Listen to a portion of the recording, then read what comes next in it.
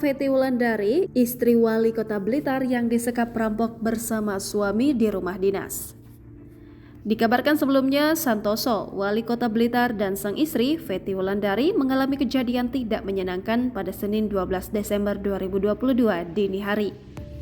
Santoso, wali kota Blitar bersama istrinya, Fety Wulandari, dan 3 anggota Satpol PP disekap kawanan perampok di rumah dinas Jalan Sudanco Supriyadi, kota Blitar.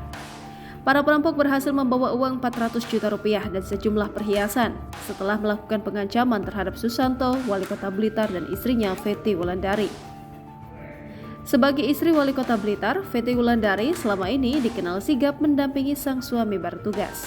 Selain kesibukan rumah tangga, Fety Wulandari, ibu dari 2 anak, juga tercatat pernah mengikuti sejumlah organisasi untuk mendukung pemerintahan kota Blitar. Di antaranya sebagai Ketua Gabungan Organisasi Wanita Kota Blitar, Ketua Forikan Kota Blitar, dan Ketua Pengkot Persatuan Wanita Olahraga Seluruh Indonesia Kota Blitar.